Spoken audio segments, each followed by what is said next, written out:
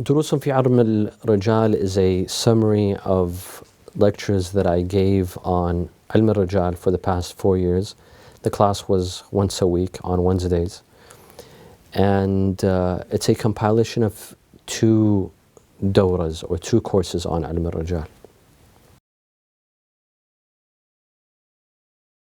Durūs fi al-Rijal follows the same methodology, same pattern as Kulliyat fi al-Rijal of Shaykh al-Subhani, more or less to the same degree. It starts off with an introduction to al-Rijal.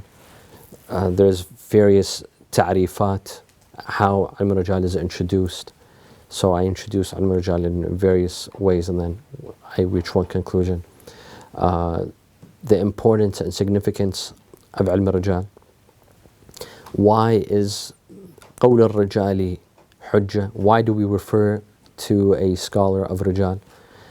And finally, there's a debate between old Rijalis and the new Rijalis. By new Rijalis, we mean al-Alam al-Hilli, Ibn Dawood, Ibn Tawus, and so on and so forth. By the old Rijalis, we mean al-Kishi, Najashi, Tusi.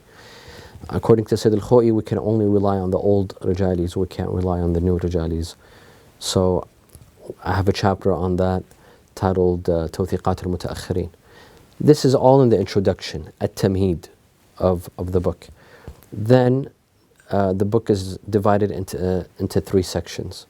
The first section is called At-Tawthiqat al-Amma, which is the general principles of where we can authenticate mass number of narrators through various means. And I'll mention 3 examples. One is Tafsir al-Qummi.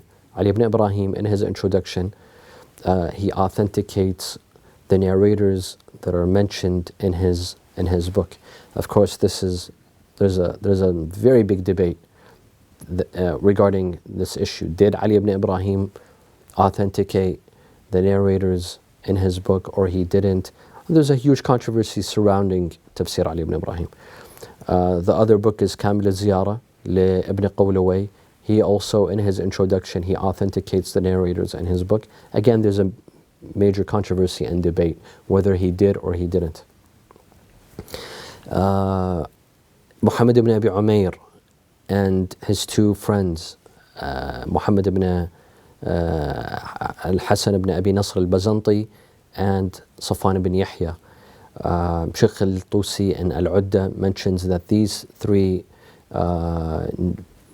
companions of the Imams, they only narrated from authenticated, reliable sources.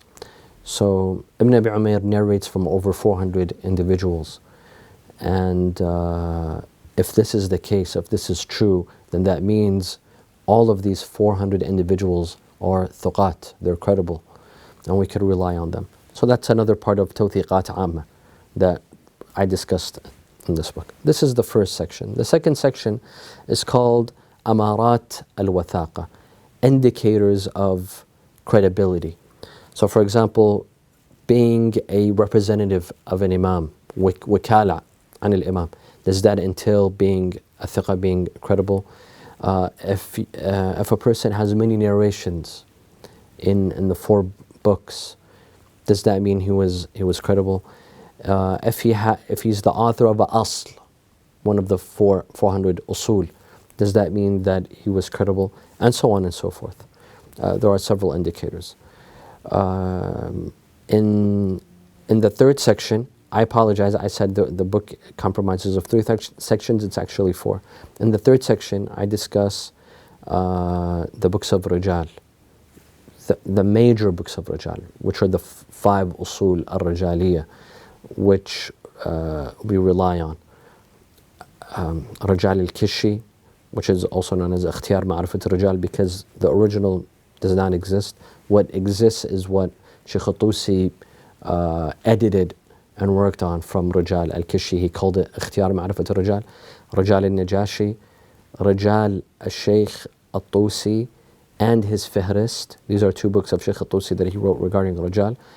Rijal al-Barqi and Rijal ibn al-Ghadairi. So there's a discussion regarding all of these 5 books. What's so special about them? Are they authentic? May we rely on them?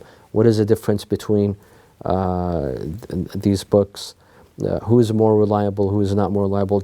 Are there mistakes in these books? And of course, there's a major debate on the final book, Rijal ibn al-Ghada'iri. The book that exists today, is it the original or is it not the original? May we rely on it or not? The methodology of Ibn al-Ghada'iri, can we rely on his methodology in authenticating the Rijal? Finally, in the 4th section, I discussed 4 books of hadith. Al-Kafi, من لا يحضره الفقيه, التهذيب, والistibsar. Namely, I discussed that in their introductions, did the authors claim that everything in their books is sahih, or did they not make this claim? And also, even if they did make this claim, can we rely on the claim of these authors, or that's their personal ijtihad, and a mujtahid cannot rely on the ijtihad of another mujtahid? This is what I discussed in the 4th section, and this is basically an overview of the book Durūs fi al-Rijal. This is the 1st volume, and we hope to produce a 2nd volume in which we will discuss several books of hadith, very important books of hadith, like Da'a'im al-Islam, al-Fiqh al-Radhawi, al-Ja'fariyat, al-Mahasin, Basair al-Darajat. We would like to study these books. Are they authentic? Can we rely on them? The copies that exist today, are they the original or were they tampered with? And we will discuss certain individuals that were controversial in their hadith. For example, Al-Mufaddal ibn Umar and to his like. And that will be in the 2nd volume, God willing, inshallah. Wassalamu alaikum wa rahmatullahi wa barakatuh.